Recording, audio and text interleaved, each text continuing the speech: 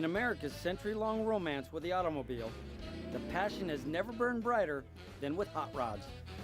Be they immaculate show cars, gritty racers, or somewhere in between, hot rods embody the core values that made this country great.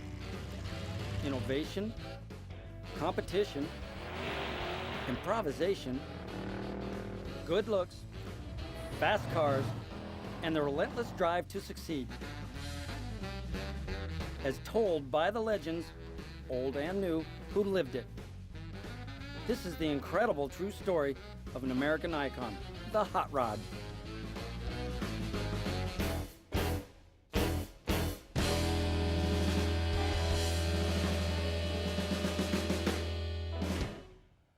Hello, I'm Chip Foose. The late 1940s was a period of explosive growth for hot rod culture. Competition on the dry lakes had never been better, and new venues for hot rodding, like the Bonneville Salt Flats and drag strips across the country, would soon come into the picture. But the real needle mover wasn't a car, wasn't a person. It was something available at the local newsstand. In 1948, hot rodding had become the hottest ticket in Southern California. Out on the dry lakes, speed records were constantly falling. Back in Los Angeles, the Southern California Timing Association hosted the first ever hot rod show in January at the LA Armory. Dozens of vendors set up booths, and the SCTA even built a miniature replica of the track at El Mirage Dry Lake. The featured attractions, though, were the cars. Included among the cars on display were Stu Hilborn's Streamliner, the first hot rod to run 150 miles per hour, and Bob McGee's Roadster, which would run at the dry lakes and Bonneville, and become acclaimed as one of the finest 32s on earth. The LA Armory show not only heralded a boom in car shows across the country, it also spurred a young man named Robert E. Peterson to launch the key publication in hot rod history. Robert E. Peterson was a guy that was in the right place at the right time with the right idea. He was basically an out-of-work studio PR representative, and he liked cars, and he was hired by the Southern California Timing Association to do publicity for their first hot rod show, which was held in January 1948 at the National Guard Armory downtown in Exposition Park. He got the idea that it might be nice to have a magazine to talk about this type of activity, so he borrowed some money. The story varies from $300 to $600, whoever year the story from. But they published the first issue of Hot Rod, and he actually sold ads while he was selling ads for the Hot Rod show. He would also take it to places like Carroll Speedway, which is active. He'd take it to the dry lakes, and pretty soon they were doing okay. They sold some. He went out to the dry lakes with car buddies of his, and he wasn't a car guy necessarily. He liked them, but he was a photographer. And he would take pictures of all these cars out of El Mirage and Morocco and places like that. So they decided they'd take all these pictures and they put them together in kind of a pamphlet. The first Hot Rod magazine is basically about 8 pages long, and then an ad in there about this car show, sign up today. I think the entry was $10 or something like that. He did 5,000 copies, 25 cents a copy, put it in different places, newsstand in Hollywood, sold out. Trunk of his car at Ascot and places like that where he'd be selling them, sold out. And that's how Hot Rod magazine got started. Hot Rod magazine wasn't the first monthly dedicated to hot rods, but it was the most influential. Even the name was a source of controversy. It was a brave thing to name a magazine Hot Rod in January of 1948. I said it would be like naming it Gangbanger today. Hot rod was a derogatory term, there's no question about that. It was just something that people didn't like. Oh, that damn hot rod. Up until that point, hot rod wasn't even the preferred nomenclature within the community. There were a lot of hopped ups, there were gow jobs, yeah. I remember one time a guy giving a talk said, thank God that Peterson didn't call it gow job, because then there would be the National Gow Job Association, and there'd be Gow Job magazine, and gow job this, which would have been terrible. But there were a lot of names like that. None of them really caught on. But mostly, we called our cars roadsters. It was my roadster. They never called it my hot rod. That was ridiculous. As hot rod culture grew, Hot Rod magazine was simultaneously papal sanctioned and enthusiastic missionary, keeping insiders informed about the latest and fastest roadsters while spreading the gospel of the hot rod to the rest of America and beyond. Magazines were definitely the Bible by which this religion was spread, and that's a credit to Robert E. Peterson and Hot Rod Magazine, and then there were many takeoffs from that. The magazine is really with hot rodding on the map. Hot rod was definitely the voice of hot rodding. Even today, if you're trying to validate an old hot rod, an old custom car, if it was in print, that validates it. If it wasn't in print, it virtually didn't exist. You have to come up with some other way to validate the car. But that was a huge thing, to have your car in hot rod, and even more so to have it on the cover of hot rod. That was a pinnacle of success, if you could do that. The whole car scene was everywhere, and it was even in the classroom. You sat there in class, your teacher thought you were studying very hard, whatever the textbook was, but behind it was your copy of Hot Rod Magazine. Thanks to Bob Peterson and Hot Rod Magazine, hot rods spread across the country like wildfire. I mean, from January of 1948, when that first issue came out, I mean, a guy in Boston could order a Winfield cam from Alex Exidius' SoCal Speed Shop, and it was national in no time. Thanks to its success at El Mirage, the SoCal Belly Tank was one of the first Hot Rod Magazine cover cars. January 49, the first year anniversary of Hot Rod, got on the cover of Hot Rod Magazine. I mean, a huge, huge thing for SoCal Speed Shop. Oh my God, I mean, it was the final picture, cover shot that Pete took himself. On the cover it says, "Photo by Pete." We became part of the upper echelon of dry lake racing because of the cover on Hot Rod Magazine, because we had set records with the belly tank. We had just broken the hot rod record at Bonneville. Obviously, what car are you going to put on the cover from the first Bonneville except the SoCal Streamliner? So there we were, 2 covers on hot rod in 8 months. And then shortly after that, the next year when we went 210, they did an explosive cutaway of the car. We were on the cover again. And then again. Then later with the coupe. We had the push truck and the coupe on the cover of Hot Rod Magazine, and that was a great cover too. 2 icons of early drag racing, TV Tommy Ivo and Art Chrisman, found that getting their cars on the cover of Hot Rod Magazine was a personal accomplishment as well as an effective marketing tool. My heart went pitter-patter the first time I ever made the cover of Hot Rod.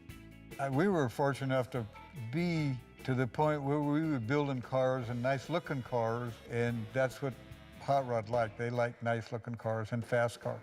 And we were lucky enough to do both of those, have fast cars, and they looked pretty good too. So therefore, we probably got as many covers on Hot Rod Magazine as anybody. And as far as having a car in a magazine, to us, it put our expertise in the limelight of the public rather than us spending a lot of money advertising. We've never spent a dime on advertising. We've always had plenty of work. So your work speaks for yourself. The first editor of Hot Rod Magazine was none other than Wally Parks, a man whose influence on hot rod culture cannot be underestimated. Shown here with NHRA co-founder Ack Miller and Bob Peterson himself, Wally Parks used Hot Rod Magazine as a soapbox for his crusade for safe rodding. When Wally went to Hot Rod Magazine, it became a much broader spectrum than what Pete was trying to do. And now Pete had a voice that people knew, that had the authority to do the stuff that Wally knew. Wally brought in staff that knew what they were doing, and Hot Rod became very professional.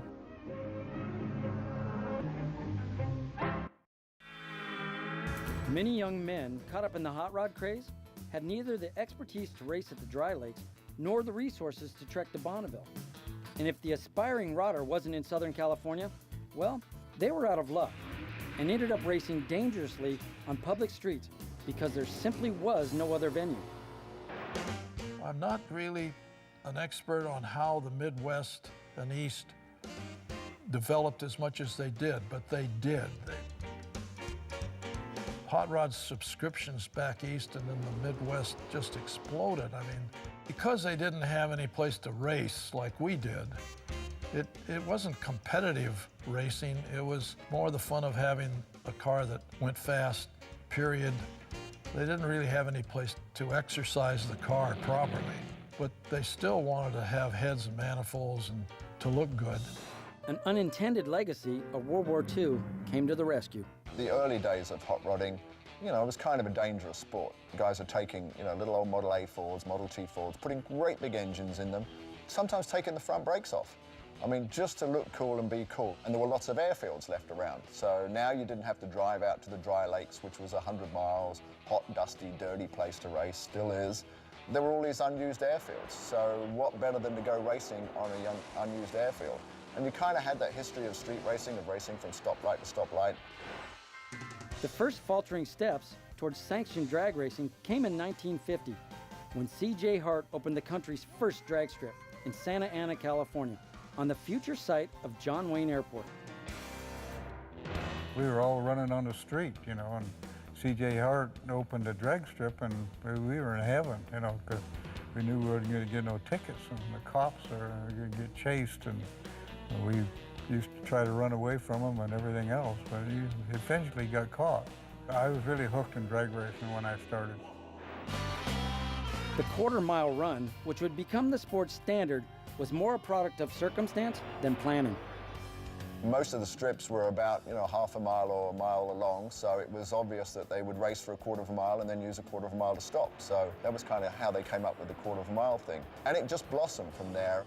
The Southern California Timing Association, the primary organizing body for dry lakes racing, dabbled in sanctioned drag racing in the late 40s and early 50s. But it was a regional organization with limited reach. And street racing across the country continued to be a problem. What was needed was a national sanctioning body to institute safety regulations at drag strips.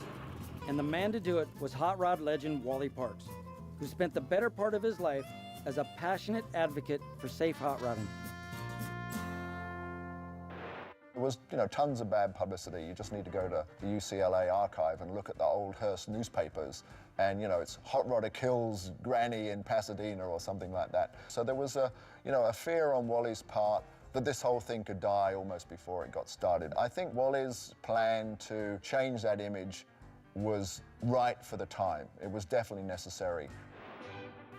Wally was a part of the first wave of dry lakes racers and a member of the famed Roadrunners Club.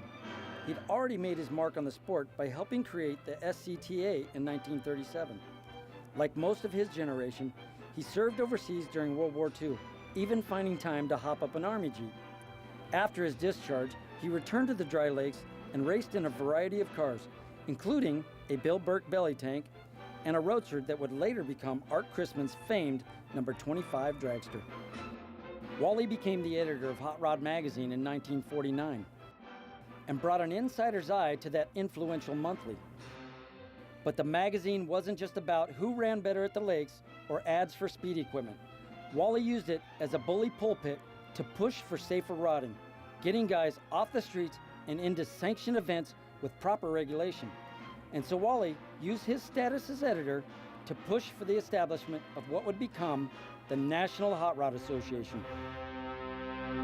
There was a letter published in Hot Rod in 1951, and they got huge response from all over the country. They went ahead and they called it the National Hot Rod Association, and people could send in their money. I think it was $1 initially to become a member, and they had decals and membership cards and so forth. It grew tremendously. Obviously made a positive voice for hot rodding. Of course, he was editor of Hot Rod, so he had a natural forum to publish what was going on with the NHRA and how things were progressing throughout the country. See, the magazine was a great tool to promote and do publicity for the NHRA, the beginnings of it, or anything else that had to do with car racing. You got to remember, there was nothing before Hot Rod magazine. Seen here are Wally Parks, NHRA Vice President Ack Miller, and NHRA Secretary Marvin Lee on March 13, 1951, the day the association was born.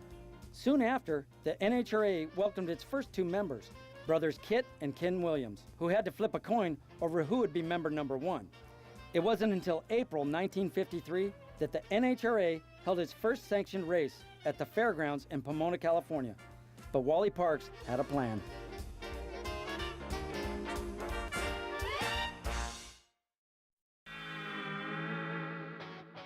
The NHRA's motto is dedicated to safety. And as the gospel of drag racing began to spread throughout the country, Wally and his team decided that the best way to ensure that all these new strips conformed to proper safety regulations was to get boots on the ground and check them out themselves, and thus the Safety Safari was born. In those days, drag racing was outlawed, and the cops and the school teachers and the mothers and the PTAs were all against drag racing. So they felt that if they would go out and show that if you could regulate and have drag strips and have an organization that would sanction these things, the people would go there and it would be controlled, and there wouldn't be people going down Sepulveda Boulevard in Los Angeles, or over at Griffith Park. There was a place I used to go myself watching these races when I shouldn't have been there, but anyway. So their idea was to go and talk to all the police departments and maybe go to the schools and all of that and say, we have this organization, National Hot Rod Association, which Wally and Mr. Peterson kind of cooked up, and thought this is a great way to say, we're going to help you and we're going to get this drag racing off the street, get these accidents that are killing people and young people. And that's how it all started. And Wally put together a thing called the Safety Safari, of which we still have the original trailer, and took it on tour all across America and touted the message of safety to anybody who would listen, but most of all the racers. So obviously in the early days, people got killed racing. Now, very, very rarely, people can have some horrendous crashes and walk away. They went literally like Johnny Appleseed from town to town. They would meet with the mayor, they'd meet with the police chiefs, and they talked about forming drag strips. They had a whole plan. This is how you do it. This is what you look for a piece of property. Here are the rules. Here's how you mark it off. And once they had a few success stories, there was some credibility with these guys. They took their little Plymouth station wagon, and as they drove across country, it's almost like as they moved by, drag strips sprung up behind them, and it really happened that way.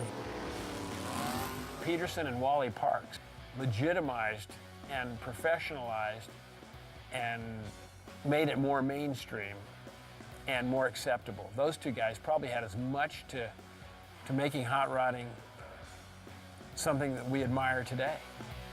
Without Wally Parks and without NHRA, no matter how much they complain about them, without them, you wouldn't have drag racing how it was today. Wally Parks, guiding genius of NHRA, his vision, his drive made drag racing safe for everybody. As the NHRA sowed the seeds of safe rodding throughout the country, one man was poised to take hot rods onto the international stage. Born Achton Mueller in Denmark, Ack Miller did just about everything you can do in the hot rod world, in and out of a car.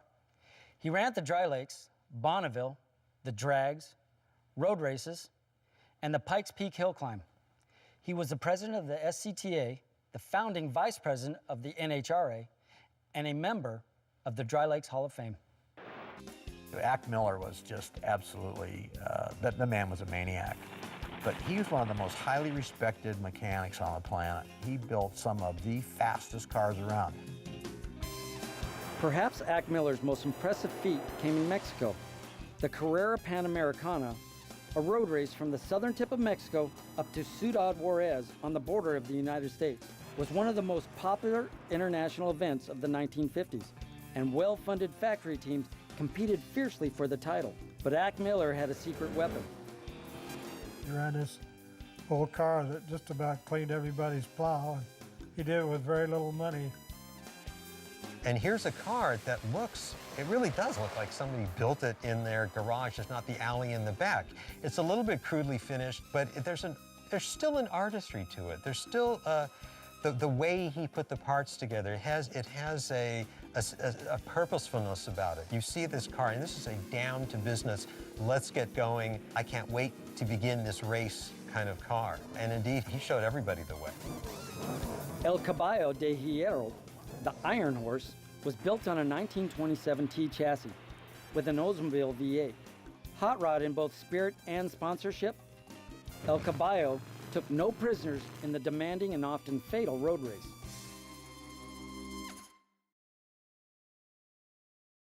In 1953, after driving the entire 3,000-mile journey just to get to the starting line, Ack Miller finished a surprising 8th in class and 14th overall, despite skepticism about his ability to compete with teams from Lincoln, Lancia, and Ferrari.